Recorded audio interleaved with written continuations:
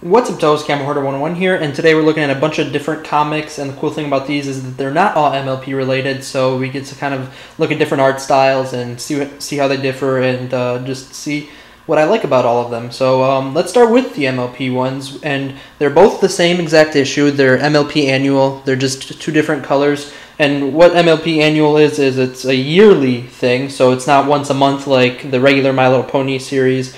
These come out once a year, and I guess this is the first one, MLP Annual 2013, and it is Equestria Girls edition, and it's the story of how the main six minus Twilight met in the Equestria Girls world, and it's sort of preceded by, you know, the fall of Sunset Shimmer, they call it, and like what happened while she was still in Ponyville. So I really love that. I love backstory on all sorts of different villains in the MLP lore. I would love to see some King Sombra backstory because I think it's well deserved. They kind of touched on it in the show, but I'd definitely love to see a comic book arc about it. And it's really short. It just covers a couple like key points. It's done in a very interesting interview fashion where you could see that they're being recorded by like the interviewer for the school newspaper, and you know, the main six minus Twilight, they tell their stories from their different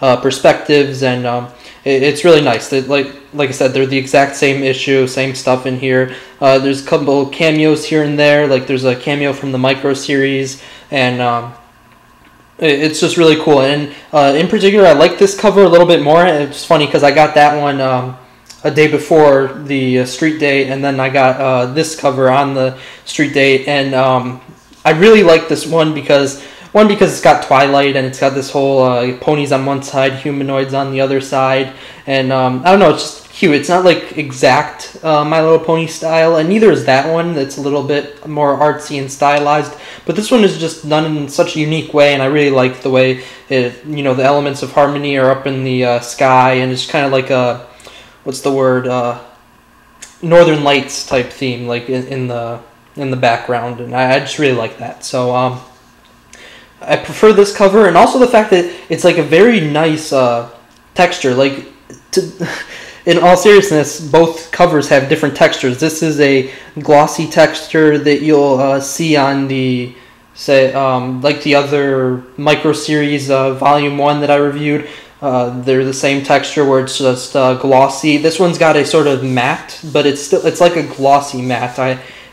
It's just really awesome. I love the way it feels, and I'm surprised they took two different types of textures for the covers. So moving on, and all these are from IDW, so they're doing some really awesome work, and I really love that they're adapting a bunch of like popular TV shows and some that are off the air now, like Samurai Jack and the Powerpuff Girls, which we're going to talk about now. So this is the first issue of Samurai Jack, which this isn't the main cover, this is the subscription cover, but the comic shop I go to has a couple subscription covers when they come out, and I picked this one up because it was very cool. It's very much stylized to look like the show in those intense action scenes where you know, they zoom in on Jack's face, and it's really just like nostalgic to the show, and the beginning just looks very Japanese print like art style, and I love it. It makes you feel like you're just watching the show. And one of someone I talked to about the Powerpuff Girls and Samurai Jack, it really feels like you're watching the show, and I totally get that, and I totally agree with that, and promote these because it really does feel like it's just another episode. The plots are very, you'd expect them to be something from the show. The humor is something from the show. The characters, I mean, even the art style is very reminiscent of the show, even if it's not, you know, exactly what you'd see on the TV. It's, you know, what you'd expect a book adaptation to be, and it's not stylized incredibly, you know, it doesn't go so far off. Like, I feel the MLP series goes a little far off, but it's not bad. It's far off to the actual art style of, you know, Flash. But these look very reminiscent of what you'd see in the actual TV show.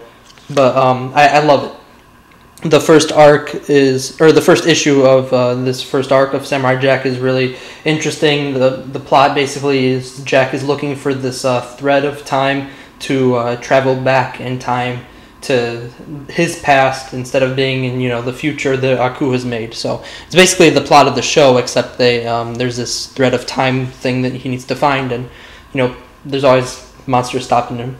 So this is the Powerpuff Girls, and this is the first issue of the first arc of the Powerpuff Girls, and this one's interesting. It's Mojo Jojo's wanting to reform, and as a fan of MLP, villains are always trying to reform. So this one is very much almost exactly like the style of the TV show.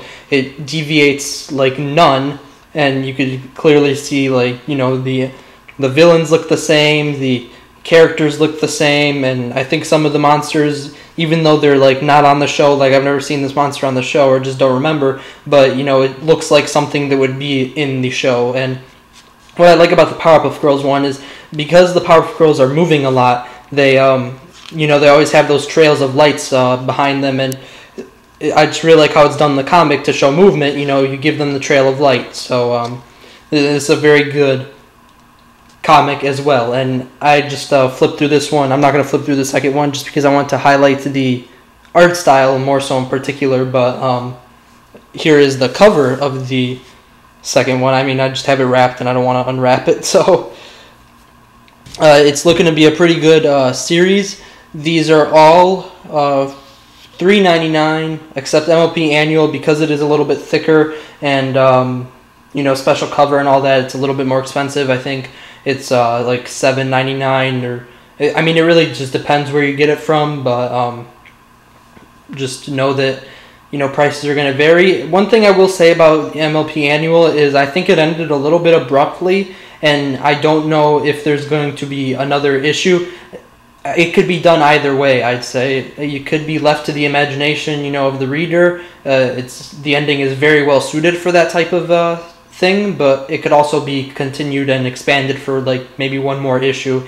But seeing as the fact that it's called MLP Annual, I don't think they're going to make people wait an entire year to see how it ends. So it's probably left to the openness of the reader. So they're probably going to do something else for MLP Annual 2014, and I'm really excited. It probably has to do with something in Season 4, and maybe there's going to be another special associated with the MLP Annual 14, and I'm just really excited. So I hope you guys enjoyed.